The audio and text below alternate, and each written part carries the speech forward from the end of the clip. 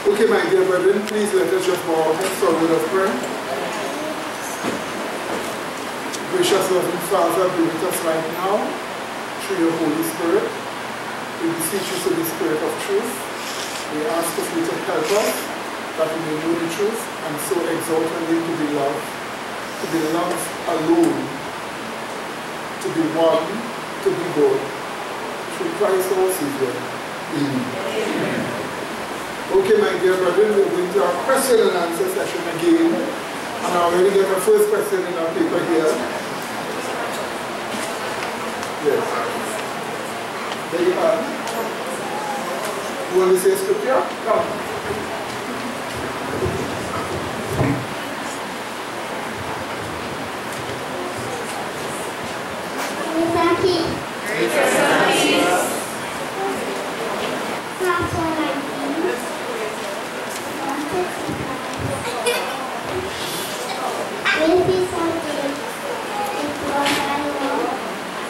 Nothing shall harm them.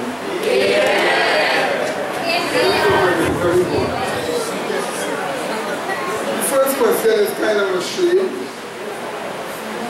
Somebody told me they saw somebody eating nuts downstairs and they shelled the whole pack of the red skin nuts right there on the ground and left it right there. So my question is, I am the guilty one. Hold on.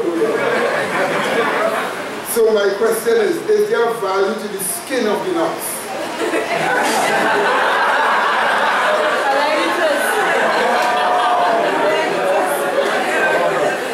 Not guilty. The answer is yes, there is great value in the skin of the nuts. The nut itself doesn't have roughage. It becomes like a paste that goes into your body and coats like peanut butter and coats your colon. So the intention of God of putting the skin there is the skin is supposed to act as the roughage.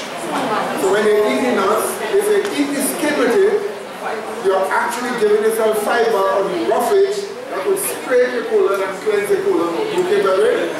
So it is always better if you eat it with the skin. You don't get accustomed to it, okay? But if you eat nuts without skin, as I said before, you just like making peanut butter to coat your colon, right? Okay. Anybody wanted to ask any question? Same sister was speaking, put up one and then you got me a question. Yes. Okay, I have about 3 questions, but we can answer anyone, right? Yeah, ask one now. Okay, the first one is when we partake of the tree of life, right? We get different fruits. Will the fruits have seed in them? Will it have seed? Yeah, in the fruit of the tree of life? In the fruit itself, it will have seed. It will have seeds in it and you can plant it to grow it. Let's look at Revelation 22, you'll find this. Revelation chapter 22, we read from verse 1, which will explain to us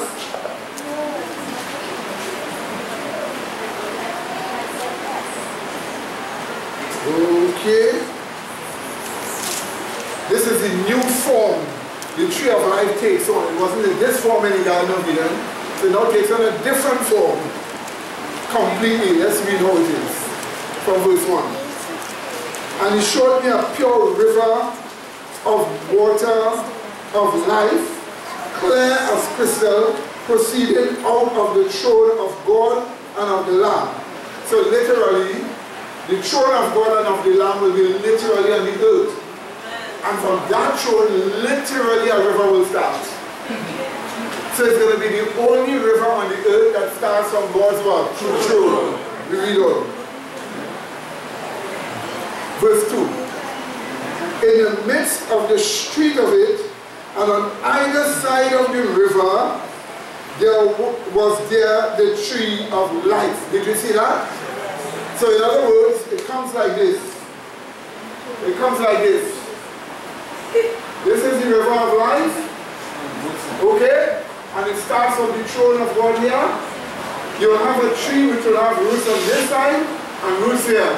On that side as the tree goes down. Is that understood? So you will be literally having water coming from the throne and you'll have a tree Roots will be on one side and roots will be on the other side, okay? Yeah. So the person is describing that saw it in vision. Because people can't make up things like that, right? But watch on. It goes on. Verse 2 again. In the midst of the street of it, and on other side of the river, was there the tree of life, which bare how much? 12 manner of fruit. So in other words, you will be getting one fruit with a seed. You'll be getting how much? 12 manner of fruit. Let's just do a little speculation here. Let's say it will have apple and it will have cashew. Right? You wouldn't get cashew with cashew seed and apple with apple seed. You will just get fruit alone. Right? Proof of this, let's read on. Which bear 12 manner of fruits and yielded her fruit every month. And the leaves of the tree were for the healing of the nation. Right. So in other words, every month this tree is bearing. And every month it is bearing 12 fruits at the same time. So in each month is 12 types of fruit. And not just only that, you can eat the leaves of the tree. So here's a tree that will have leaves you can eat, and the tree also will have what? 12 manner of fruit. And that is going to be delicious. Amen, baby? But guess what? The fruit you will be eating will be directly getting its minerals from the soil, which gets it from the water, which gets it from the throne. Could you imagine minerals from God's throne that He sits on in water, in food, and in our bodies? What do you say? Amen. So that would be wonderful. Amen? So that is the reason why you wouldn't be able to take one of these fruits and throw it here and it grow. Because the tree will have to be on both sides and it will have to be 12 manner of fruits. Now the first tree of life wasn't like that. This is a new one. And this one grows directly from water that comes from God's throne. Isn't that wonderful? Yes. Next question and then you, right? Yeah, and I have a question same thing in our experiments. On that one, on the basis of that same one there. Right. When you look at the verse, right? Yeah. It says, in the midst of the street of it, and on either side of the river, was there the tree of life, which bare 12 manner of fruits, and yielded her fruit every month. So how one get the idea that this tree will be bearing 12 fruits every month? Since it say it yielded her fruit every month, not fruits. So the thought I always had was that you will have the tree of life, and every month there will be a different fruit on it. But you are saying that you have 12 fruits on that one tree every month. So you can give a look at it. Yeah, when it says give up her fruit is not one fruit. When it says her fruit, in other words, that her produce them. Right? What she bears. She yielded up her fruit, her produce, what she bears every month, which is 12 manner of fruit. So that's why, if you read it again, and bear 12 manner of fruits, and yielded up her fruit, meaning what she bore. Right? Every month. Right? 12 types of food. And remember, it's going to have more than 1 million people here, and I'm sure you want to eat out of it. Amen? It's going to be beautiful because common us who are nothing, who born in some ghetto in some place, are literally eating fruit from God's throne. Isn't that lovely? Well, one more point. There are a lot of things that she said. For instance, if you went in ancient Egypt, you could get red cotton, purple cotton, green cotton, yellow cotton, white cotton, orange cotton, all types of cotton, all kinds of color. Today all you have is what? White. So that just shows you how things have changed. Yes, brother.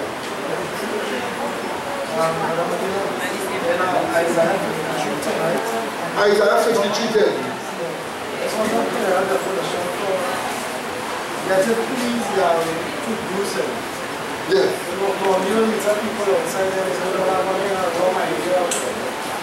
Why is Yahweh putting on punishment and trying to abuse him? Let it please Yahweh to bruise him. But now, when Jesus Christ was hanging on the cross, there was no physical bruises in his body that came from who? Yahweh. The only physical bruises came from falling on the ground and skin peeling off with the cross, the whip from the soldiers, the cuff from them, and other things like that.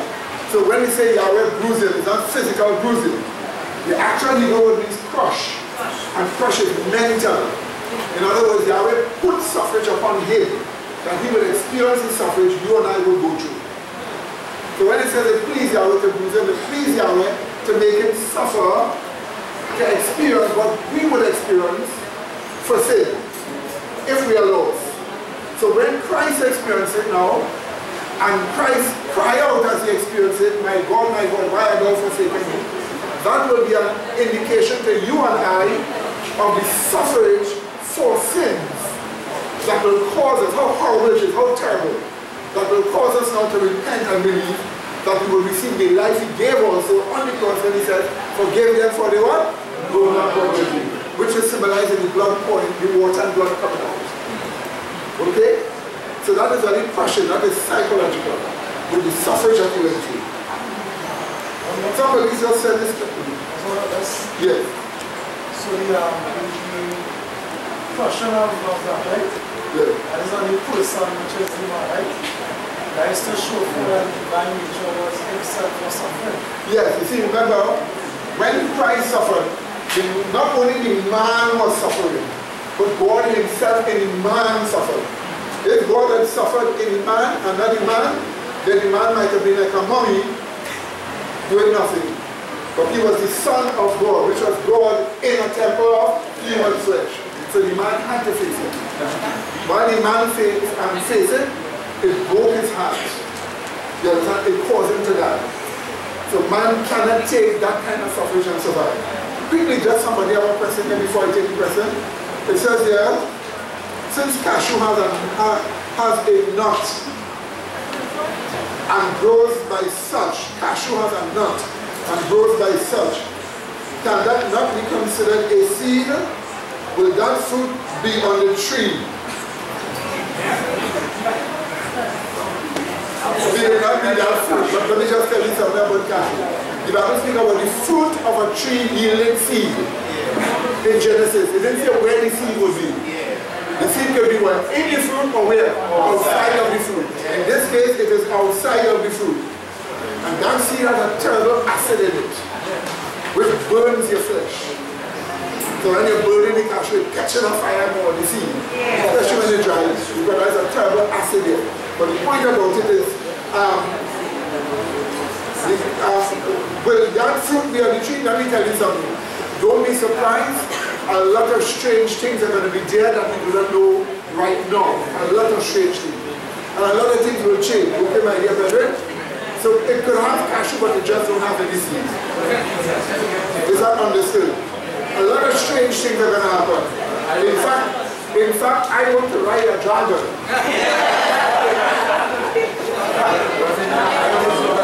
A dragon is a species of flying dinosaur. Flying dinosaur, in its mouth, they are tough flesh and fire cannot burn it. They found some of them there recently. Yes, right? Yes, brother. I always look at that technically. As it's 12, man, I have 12 different fruits every month. So you're talking about eternity. There are 12 different fruits every month. Every month. Every month, 12 different fruits. No, but you must remember, you will still be able to check what is a month, what is a day. Because they will check what is the 7th day Sabbath still. Amen? Alright, so I see 1 hand and 2 hands. 1 hand and 2 hands. But since it's a little girl, I'll just put the little girl before you and then you after. Any other little girls, they'll have to wait after.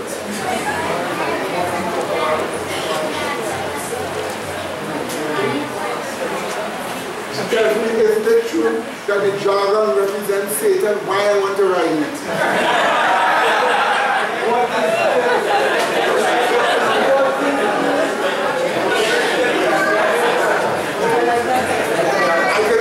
Strange, you know. I can ask him, are you tired of being ridden by Satan? Or are you not there? In other words, the While they use a dragon to symbolize the devil, a literal dragon is not the devil. A dragon is an animal. By the way, they found one in Brazil from the forest recently. Actually, a live one flying.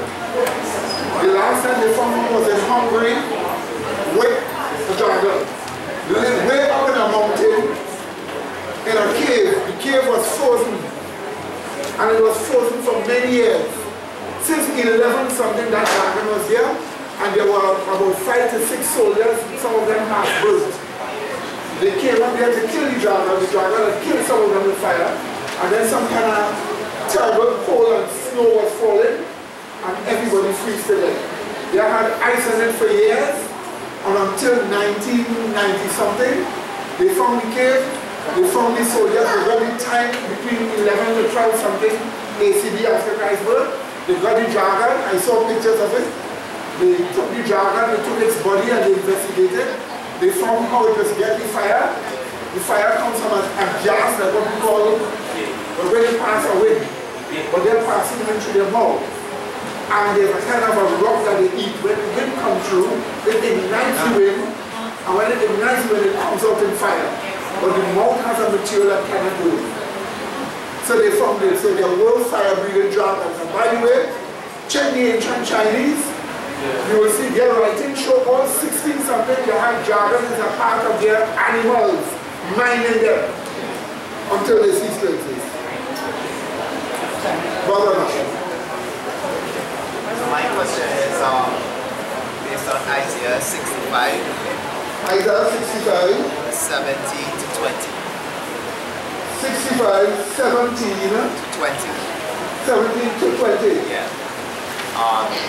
So sometime back my brother quoted this for me, and he's trying to use this to tell me that, you know, Watchtower is teaching that you have righteous and unrighteous on the earth at the same time.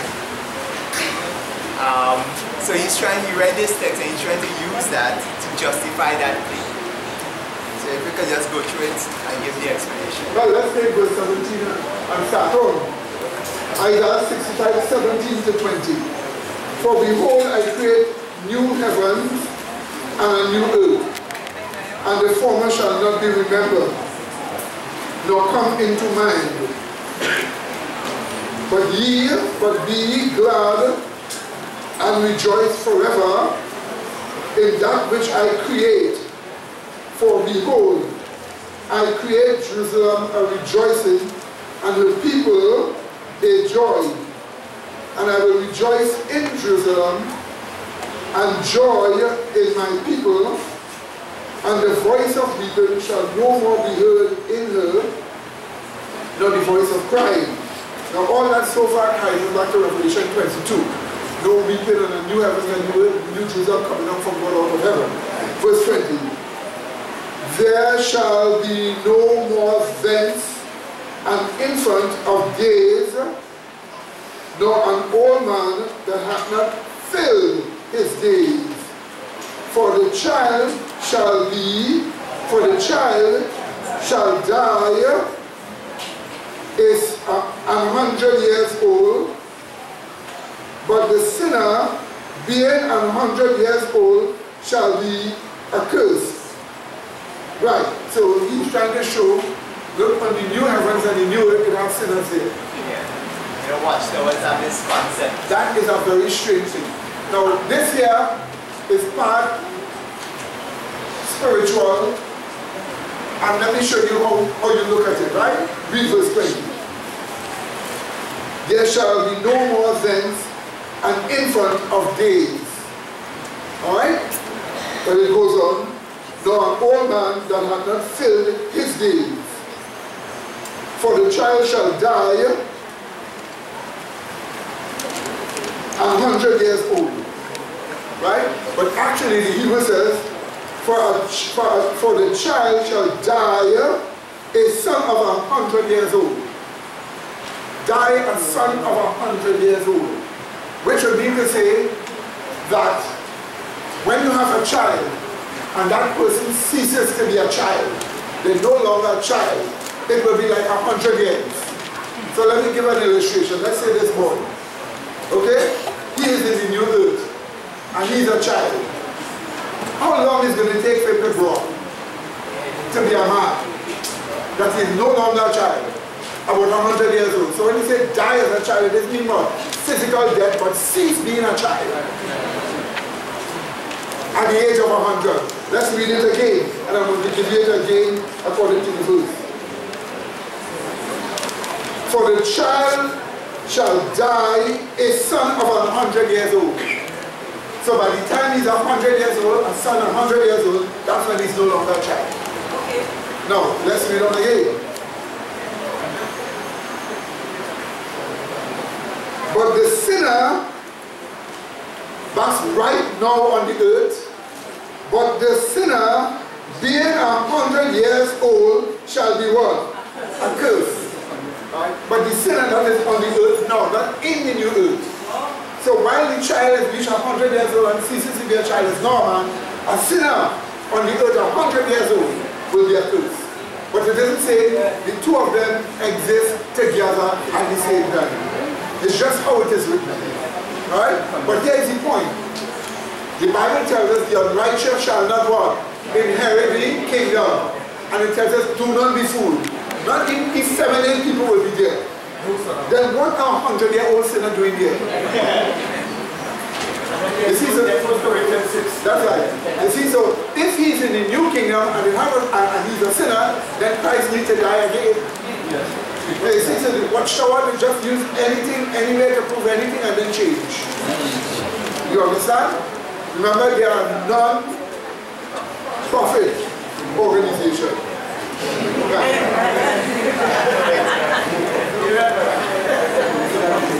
Well, a non-prophecy organization. Okay, somebody said this one. Does it matter if someone in the truth be cremated or buried when they die? So, okay, does it matter if someone in the truth be cremated or buried when they die? No, it doesn't matter. It doesn't matter if you bury them or if you cremate them. But sometimes when you're dear to a child or parent or something so, and you don't want to part with them, you cremate them, you take their ashes in an urn and you keep it in the house. Especially you know if it's somebody that will be resurrected. They'll be resurrected right there from that. What do you say? Yeah. So some people rather do that, you know? Rather do that. Then put their beloved one on top of the body of a dead person, cover them up, and years after another dead body go there, cover them up, and then years after another dead body, yours is the righteous child coming from between 6 packs of them on God's body.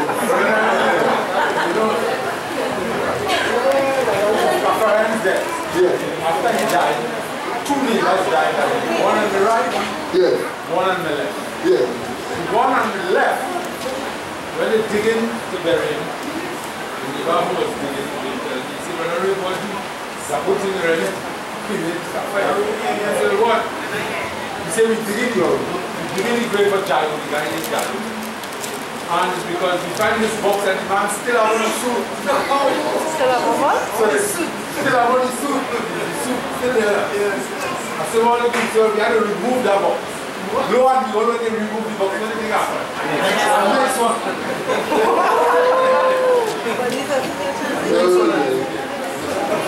Amen.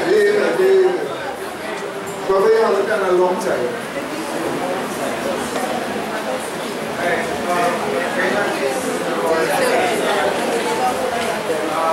So the question I have is from Leviticus 16, verses 33 and 34. Let me just summarize. Essentially, everybody hear me? Oh, shh. Alright. So the question I had was around, so Leviticus 16 speaks about the Day of Atonement, the priest was supposed to do right. The high point is verse 34 where it says, and this shall be an everlasting statute unto you. Which one? Which is? Verse 34. Right, 34, good. Right. It says, and this shall be an everlasting statute unto you, to make an atonement for the children of Israel for all their sins once a year. And and he did as Yahweh commanded Moses. So the question is, the choice of the word everlasting, right? Similarly, as a pattern in the Old Testament, you will see the word everlasting being used. It is used in reference to the Sabbath and other ceremonial laws that were used at the time. So the question is, why the choice of that word everlasting? Seeing that what would happen with Jesus, seeing that those were just symbols of things. Sodom and Gomorrah suffered the vengeance of what? Eternal fire, which is the same as everlasting. But they're not burning now. Right? You see, the Hebrew word for everlasting and the Greek word for everlasting actually means as long as it lasts. That's what it really means. So since, let us say something lasts 100 years, and you die before that 100 years, usually you will say everlasting. But you really just mean as long as it lasts. So that's why Sodom and Gomorrah suffered the vengeance of what? The everlasting fire, meaning as long as it lasts. So that's all the word really means, everlasting. So one asks, what does it mean to have everlasting life? As long as it lasts. How long will it last? Forever. Forever. As long as ever. So that's all it really means, as long, right? Everlasting statutes as long as it would last for ancient Israel. Amen, brethren? Right? But I notice it says here, verse 34, this shall be an everlasting statute unto you to make an atonement for the children of Israel for all their sins once a year. So we know one thing for sure. It is what we call all their sins once a year. So we know one thing for sure. This is not dealing with sin by sin to get rid of it. But sins as a what? A whole set, a whole lot. Since this isn't dealing with sins one by one to get rid of it, this here, this dealing with this sins here does not remove sin from within you. You understand what I'm saying? Nor is it sanctification. Or else it will be all of their sins. But will be sin by sin. Okay, quickly, I'm seeing some hands again. 1, 2, and you want it all the time. And you little Miss Jen. Little Jen. But somebody sent a note here to me quickly. Right? It says here, Brother Naira is in Genesis 1:12 saying that the seed is in the fruit and the tree yielded fruit whose seed was in itself. Let's look at Genesis 1:12.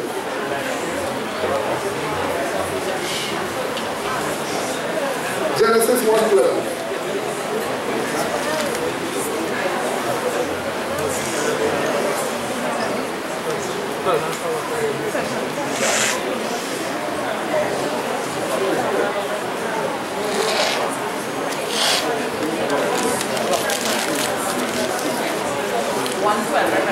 At 1:12.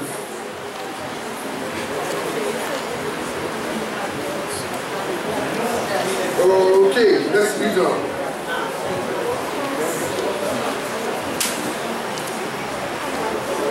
Verse 12. And the earth brought forth grass and herb yielding seed. Right? And herb yielding seed after its kind. And tree yielding fruit whose seed was in itself after his kind. So the seed is in the fruit here. Right? Let's go along now to verse 29.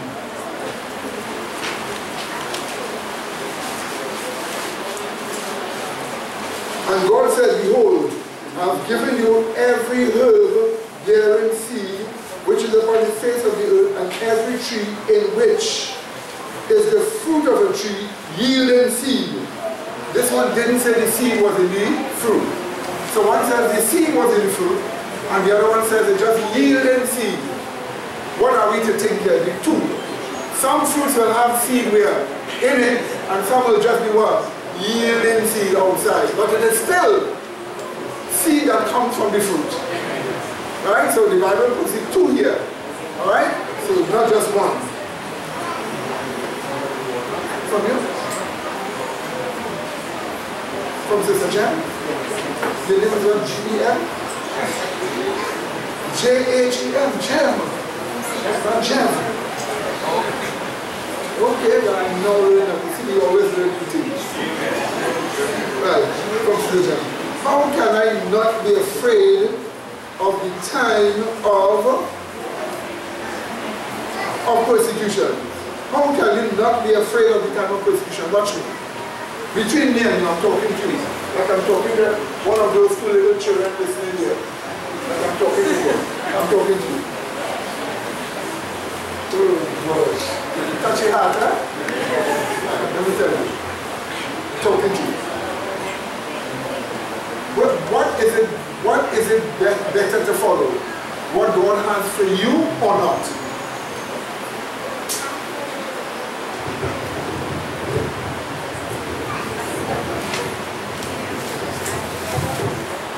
What is better to follow? What God has for me. What God has for you. I agree with that. Watch me. Does God want you to either live or die? God wants you to live. Right, He wants you to live. But there comes a time when He wants us to die because He don't want me to live 500 or you 1,000. Yes. He wants you to live 1,000. Right, so He wants us to die. So there comes a time when He says, 3 scorpions and you die, okay? But He wants you to live also, right? So, if God is going to determine how long you live for, watch, and how long you die, is that bad or good? That is good. Of course it is good because God is determining how long you live and how soon you die. So if God tells you now, watch, you are to die now. Should you want to live after that? Yes. Okay, let me ask you that. If God tells you what? If God tells you you are to die now, should you want to live after that? Yes, it's second resurrection.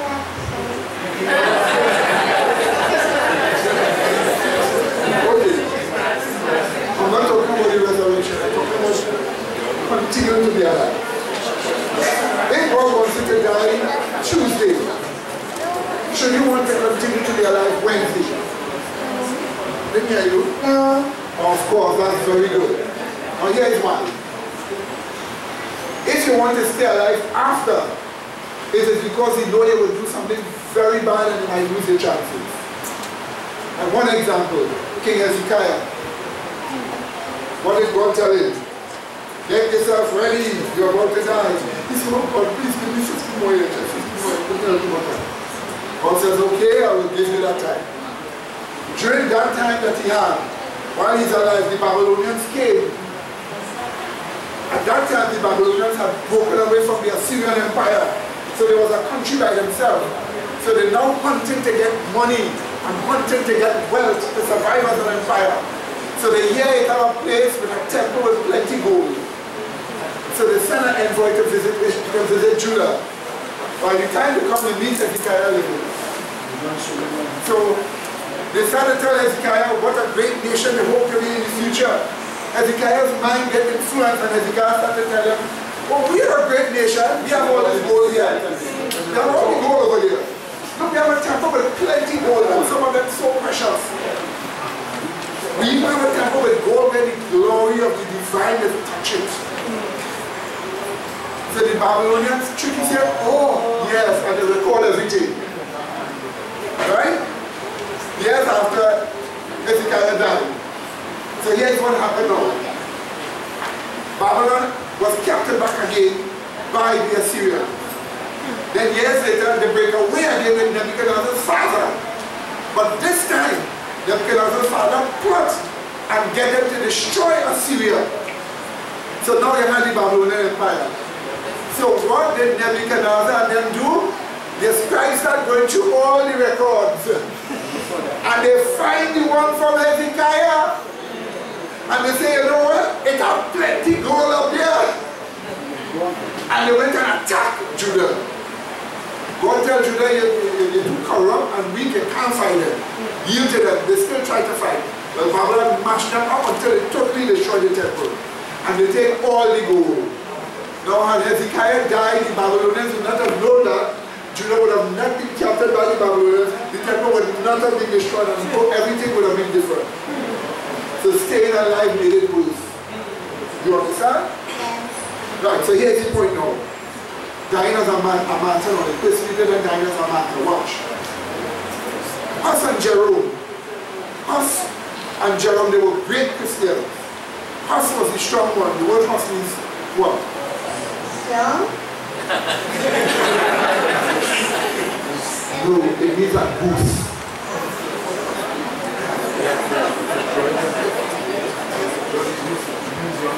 Yes, it means like goose. But this goose was a strong one, but Jerome was a weakling. So they captured Hus and they captured Jerome. And they said you will die if you don't turn away from the faith. So they take them now and carry Hus to burn. And Hus refused to change and they burned him. You know why? Because he knew staying alive after wasn't good. If God wanted to die now, that's his destiny to do. So don't be afraid. It will just be a little thing for a moment. You lose consciousness. Next minute when you wake up, it's because it's the end. You do not know how much time passed. 1,000 years passed, but you like you just drop asleep and just wake up. So sure, when Nimrod wake up, it was as if just 2 seconds ago he died. So it will be like that, but you will have no sense of time passing, okay? You'll just find you get up so fast and everything changed. It's a guy, 2,000 years passing, you know. Right, so here's the point now. So, Hus died. So they come to Jerome now and they say, we're giving you a second chance. We wouldn't kill you. All you have to do is to deny the faith. All Jerome should have said, well, look, I have to die now. Let me follow up. He says, okay. They say, you know what? Sign this paper, you deny the faith. He said, let me think about it. They say, okay, we're giving you a chance. Look, he wanted to continue that and already he started denying the faith. So he stayed in his dungeon, he think, he pray, he repent. And then they came back to him a couple of days later and said, okay, we are going to give you a pen to sign a paper that you deny the faith. He says, bring the pen and bring a fire also, a candle. So they bring the pen, but they didn't know how to bring the candle. And he took the pen in his hand and he hold it so much. And he put it in the fire. And as he put his hand in the fire, the hand started to burn with the pen. He said, okay, burn the rest now. I'm not denying anything. Amen.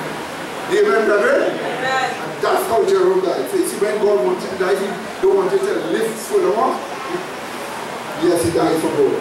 What did he say again? So he died for God? Yes, he died for God. So watch me. If God does not want you to live, the best thing is to die for him. You understand? So that way you should be brave. Because you know if you continue to live, you will be worse. Okay? So what do you think? You think you will die or you'll die 144,000? I want to live. So she answered me smartly. So she answered me, you want to live? And your laugh is very smartly.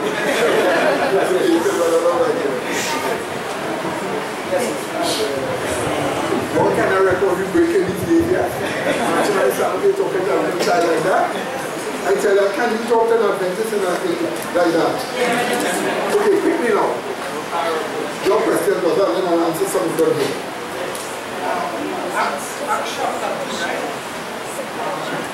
Hold on. This one touched me. Acts chapter 2, right? Fine. If I see Muslim men with orange beard, I am not sure if I would know why, but what significance is it to that? Orange beard.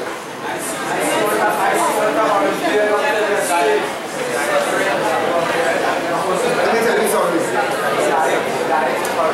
It's a custom in the Middle East, some of the people there, the kind of race they are, when their beard reaches a certain age, it comes like kind of goldish, brownish thing.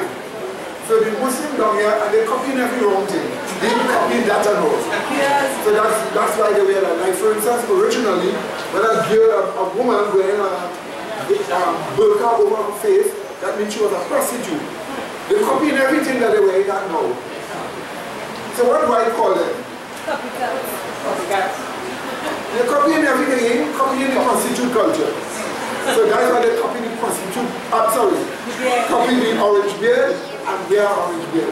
It's so silly. You know, straight enough, that question came because I remember meeting with the imam and he had his beard normal. So I asked the same question, how come he don't have orange beard? And it's the exact thing he said, the culture across there was that, and what he said also is the Muslims down here playing the fool. They don't have to do that. That is what he said, and he was an imam. Yes, amen. Yes, brother. Acts 2:5.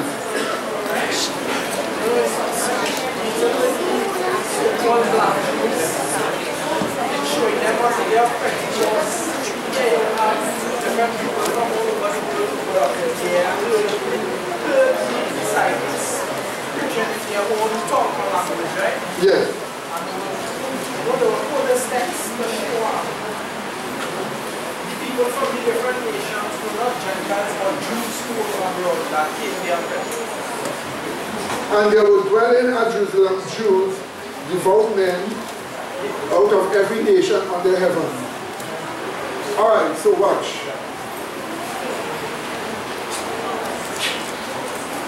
Are there Chinese in Trinidad? Yes. Too much. Are there Chinese in St. Vincent? Yes. Are there Chinese in America? Yes.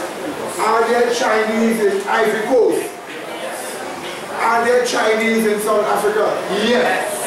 There are Chinese in almost every nation under the heaven. So what is different with Jews being in every nation? It doesn't speak about the race of the nation. It's just the Jews in the different nations.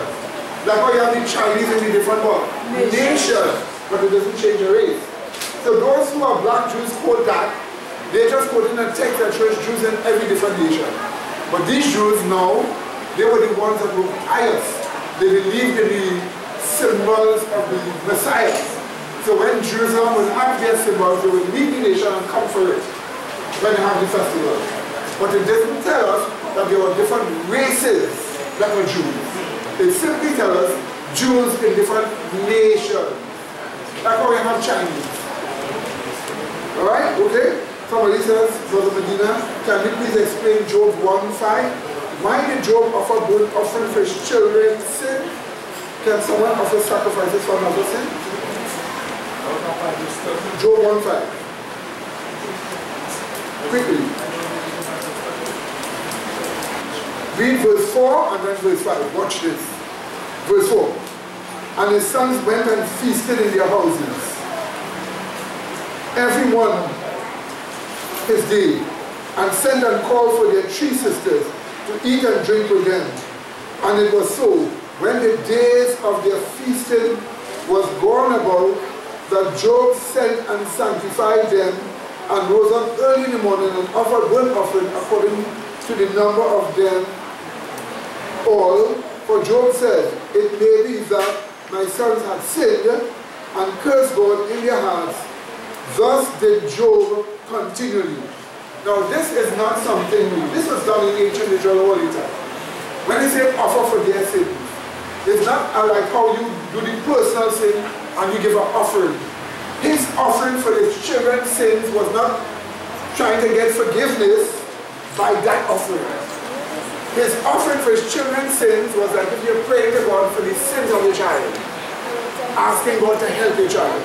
So watch me, you kneel down and you pray and say, Lord, my child is a rebellious child, the child gives me a lot of trouble, the child gives me back chat, sometimes the child learns how I think and learns to outsmart me and try to get your way. So you pray and say, Lord, please help my child to change from that horrible way. So you are giving a sacrifice for your children's what? sin. It's not for their personal sin that how they're supposed to do it. But you giving it because of what? Their sins that they will change. That's what Job did. And everybody should be offering up prayers to God for the sins of their own children. Is that understood? Everybody should be doing that for the sins of their own children. It's not you're seeking to get forgiveness to them for their sins, but that their sins may be handled by faith. Amen, brethren? Okay? Alright, so you have here and then I'll let you run. I can really take one now because I have a few people here. Give me one. Yes.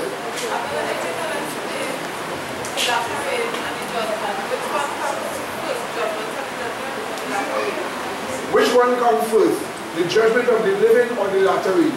First of all, what is the latter rain of the Holy Spirit? It is an outpouring of the Holy Spirit that settles you into the truth that you have already matured in. So it comes like if you have certain truths and you have matured in those truths, but now you need to be settled in it, that it cannot be moved. The latter rain comes to settle you in those truths. Though settling you in those truths, the latter rain must convince your intellect of the truth in such a way that nothing can make it choose any other wrong idea. And that's how the latter rain settles you in the truth. So when the truth of the latter rain comes, it settles you in the truth so much that no amount of reasoning and no amount of wrong can make you decide to turn away from the truth. You're settled. That's what the latter rain does. So does it come before the judgment comes upon the living? Yes, obviously. Right now the latter rain is falling. Right now we are receiving truths of the latter rain. Anybody who is becoming settled in the truth so that they cannot be what? Removed, that's before the judgment has come upon us the living. Good show this morning. So like for instance, the truth we have studied on love, by the way. The truth we have studied on love, by the way. Those are truths of the latter rain. The truths we have studied on communion. The truths that we have studied on confession. The truths that we studied when we show what Lucifer wanted in the beginning. All those are latter rain truths that settles you in the truth. Watch the difference here, quickly. Try and imagine this thought here in your mind, or watch me. Ask any Seventh-day Adventist, pastor or minister who had great light, why should I be against the papacy? Hear what he will tell you. They're not sinning so much as they used to before. They don't believe in religious liberty. But I will tell you, they have problems with representing God. They have problems with the Sabbath. You know? And they are a religion. Well, and then they will tell you, well, you know, God has a people in the Roman Catholic Church. That's what they will tell you. They cannot give you a concrete reason why you should reject the papacy. And that's the best minister you have. Ask a Tuesday, and here's what he will tell you. Lucifer at the beginning said that he was born with God. That was the origin of rebellion. There's an office that he wanted. He wanted a fourth office, seeking to be born with God. That's what Lucifer wanted. That's what a true Tuesday will tell you. And then they will say, he was able to create that office with the Pope. So the office of the Pope represents Lucifer's what? Rebellion that caused sin. So I cannot accept a Pope because I'll be accepting that Lucifer was right, he really was born with God. So Tuesday will give you a seven reasons why don't ever expect him to accept that. But on Adventist time, that light we have is the beginning of the latter rain. Huh? This one is from you? How not to be afraid when the end comes. Oh my God, that's a seven. Okay. I will tell you talking to you. You know what? So you understand, right?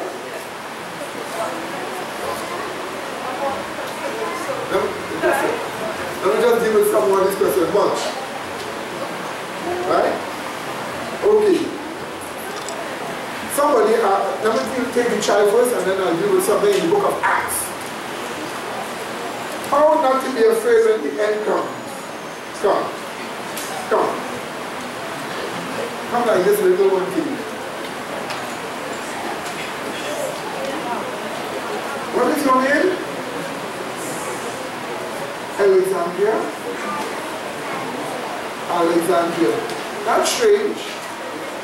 You have a name of a city in Egypt.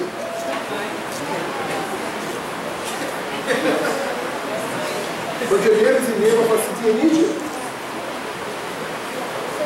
And guess what?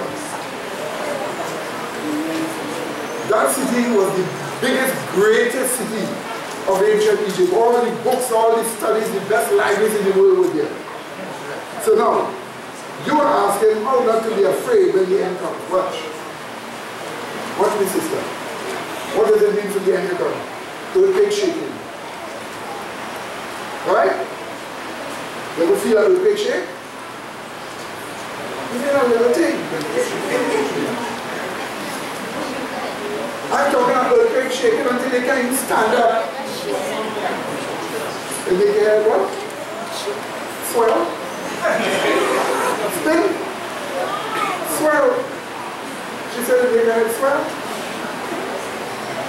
Oh, make her head hurt. Now I hurt that leg, right? Okay. Watch me now. Come stand on the side of me. Turn back to the audience. Watch your audience. Put your audience. Very self-conscious.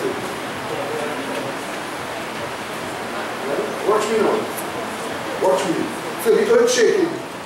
And let me tell you, when it shakes, it literally throws it onto the ground. Then when they completed it, it started to crack. And when it started to crack, sometimes watch me, you hear? The bend so, and it goes to that what happened in Japan. You're watching outside, you see big buildings, and the buildings shaking like so. And people, let me tell you something. For you not to be afraid about when that is, I'm telling you what did me. I myself would be afraid of that. But you know what it will cause for you not to be afraid? You have to be sin-free first. Once it's sin-free, you know for sure that earthquake shaking, you're not dying in it. That earthquake shaking everything, you know you're not what? Going to die in it. As you passing, even though a 74-story building coming out, you know you're not going to die. Because it's sin-free and God is with you. So to be not afraid, you have to have God dwelling where? Where? I didn't hear you. Forget it. Put this thing here. You can have God dwelling where? In your mind. In your mind. Amen? So if you seek to have God dwelling in your mind, you won't be afraid. You understand? As you use life sometimes, I test you. Do I test you? You don't know why I test you sometimes? Why I test you like I'm giving something sometimes? Why something? Why do you not test you? What? To make sure myself, Amen. Why I don't want you to be selfish? I don't know. You don't know? Will selfish people be saved? No. So why do I not want you to be selfish? So when I know. Amen. So when the earthquake shaking, you will be afraid. Okay? Alright, so I just have we just answer one more question and then we have to do. Okay, my dear? Remember, right? Alexandria? Remember, right? By the way, you'll talk to me later? What? Anyhow, Alexandria, the Catholic Church started in Alexandria.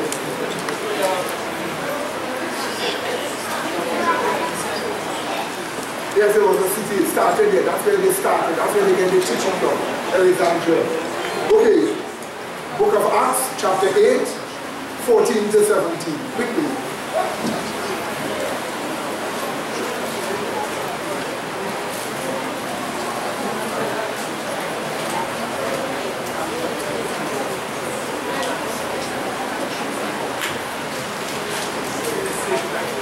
Somebody asked, why do you have to pray that your flight be not in the Sabbath day, Matthew 24:20? Obviously, if they had to flee Jerusalem on the Sabbath day, they won't be able to do what it takes to keep the Sabbath holy. And God wanted them to keep the Sabbath holy. So he says, pray that your flight will not be on the 7th day Sabbath. Alright, because you have to flee at that time, you will have to take that into consideration. So Acts 8:14 to 17. Is it wrong to worship on a Sunday? No, it isn't wrong to worship on any day. Worshipping on a Sunday is not keeping Sunday holy. When you home and they worship it, what day it is? On a Sunday sometimes. If you're not worshiping on a Sunday, there's a day that you don't feel for. You better worship on a Monday too. On a Tuesday too. Wednesday too. Friday too. But keep the 7 days Sabbath holy. That's different.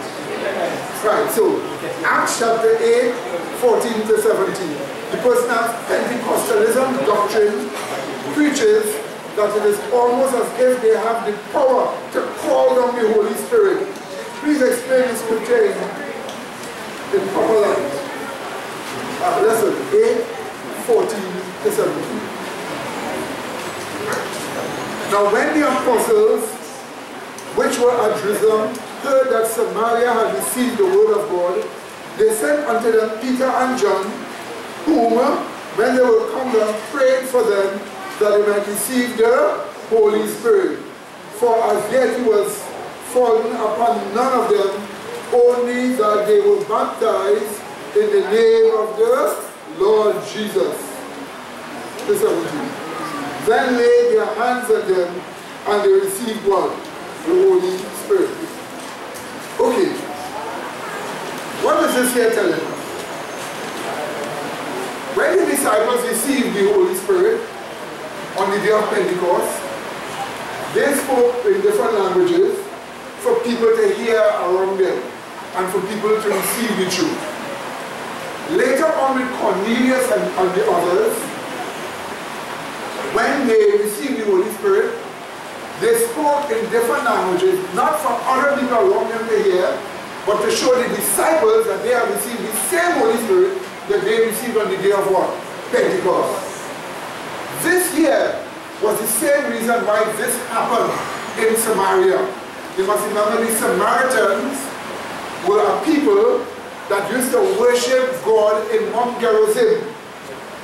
The Samaritans had a religion which was a mixture of Yahweh and pantheism. They believed that they're the ones who also believed Yahweh had a wife. So to actually see a Samaritan accept the truth was a strange thing. Nevertheless, the Samaritans did accept the truth. To prove that it was genuine, they needed to have the same manifestation of tongues among them for the disciples' sake. Just like with Cornelius and them. Not that they needed it because tongues is evidence of the Holy Spirit.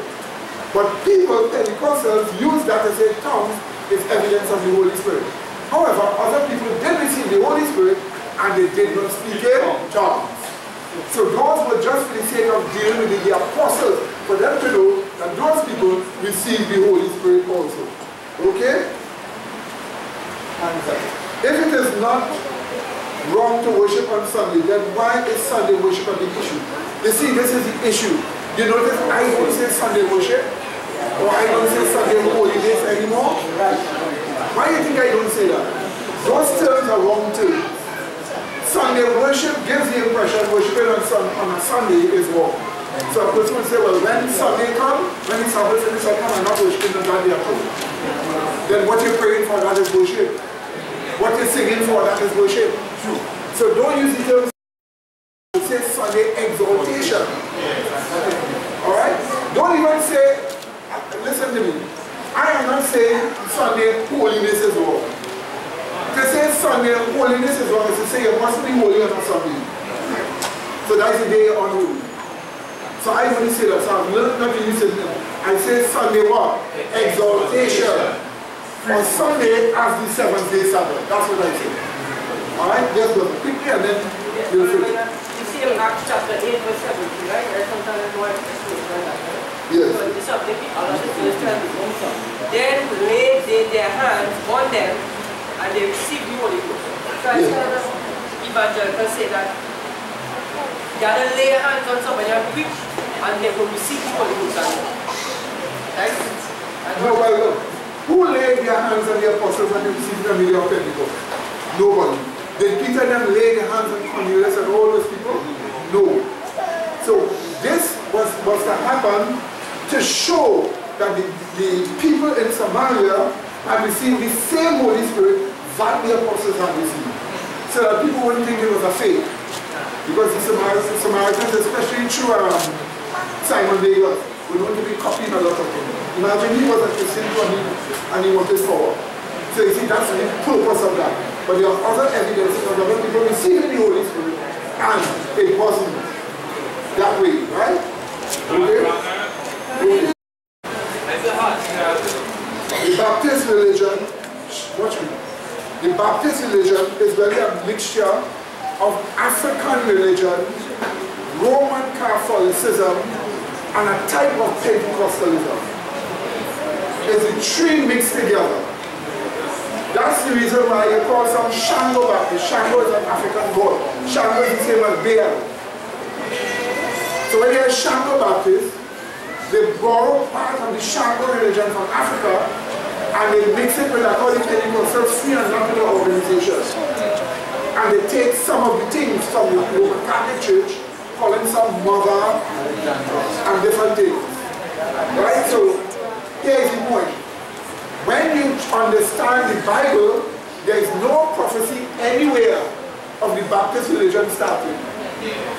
Right? There's no prophecy anywhere of the Baptist religion. It's not in prophecy. So this is the reason why Baptist religion shouldn't exist. But one last thing about them. Baptists have a tendency of being very unintelligent, very unthinking, easily gullible. That's why they have Shiva and all of them in their churches, and following all sorts of rumors and spiritualism. None of them ever traveled to Africa in their mind, except demons using them. So the Baptist religion is not a religion of God. Now there are some people who have to go on. Some of them will miss the disc that they have to get. So I'm just taking one more statement there from the Brother Clayton. Yes. Brother Clayton would like to know about Deuteronomy chapter 28, verse 68. 28:68 and then we stop. And Yahweh shall bring thee into Egypt again with ships, by the way whereof I spake unto thee. Thou shalt see it no more again, and there ye shall be sold unto your enemies for bondmen and bondwomen, and no man shall buy you. Alright, now this is a prophecy of if Israel turn away from God, they will lose their autonomy as a nation. Some of them will be sold into Egypt as slaves and so on. That is if they turn away from God. This was fulfilled. It was fulfilled in a large way. Two things, watch this. On the Nile, quickly, watch. On the Nile, there's a big island. The island is almost big like Tobago. It is called Elephanta. On it, archaeologists dug up a lot of temples and houses belonging to Jews. They were carried back into Egypt as slaves. They lived on that island and other parts of Egypt. In fact, it is there they found that Yahweh had a wife called Asherah. So that's why if they turn away and they follow false religion, God will send them back into captivity. Not the whole nation when they're somewhere in Babylon. Some were sent up to the north by Afghanistan. Some were sent in the east in Babylon itself. And some were sent in Egypt. This is just one of the places where God said they would go. And it was fulfilled. So it didn't happen already. Okay? But it clearly shows us that they didn't receive the land, whether they do right or wrong. They received the land on condition. So when John Hagee tells you, the land belongs to the Jews, it's not conditional. Liar, liar. Look, they were supposed to be sent back to Egypt. Just liar. Liar, liar, he on fire. So please let us start. That is the African slave trade and so on. But this one tells us about Jews going back into Egypt. Well, if they call it the African slave trade, then they will have to account for which part of Egypt the Africans went back. If that is the African slave trade, because they told the Jews go back to Egypt. Back only they were there. But we who are African descendants, we didn't go to Egypt, we come to Trinidad, Barbados, amen? St. Vincent, amen? And many other places.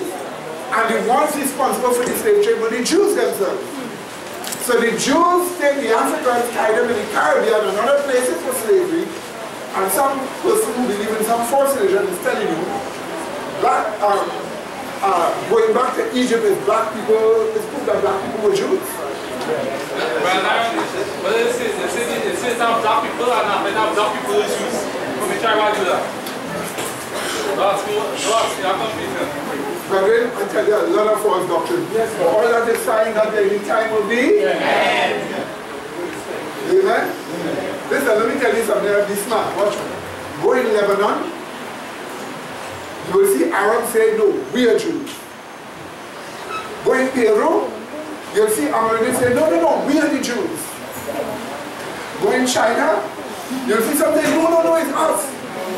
Come down in the Caribbean, and they're not playing and say they have 12 tribes. And they can tell you, everybody claims to be Jews. We are not Jews physically, we are spiritual Jews. For he is a Jew, which is not called what? Outwardly. Neither is the circumcision that which is outward in the flesh. But he is a Jew, which is what? Inwardly. And the circumcision is in the spirit. Whose praise is not of men, but of God. So in other words, we are all spiritual Jews when you are converted. Amen. Amen, brethren? Amen. And I certainly will not want to be one of those physical ones. Amen. Believe me. I'm happy with what I am and where I am. Let us pray. Amen. Gracious loving Father, thank you again for these truths that you have shown us, for the fellowship we have in the truth, for the enjoyment we have of your cause. But all this is to tell us that we have to prepare for the end, which is His coming. May we do this. And thank you again for your great love towards us through Christ our Savior. Amen.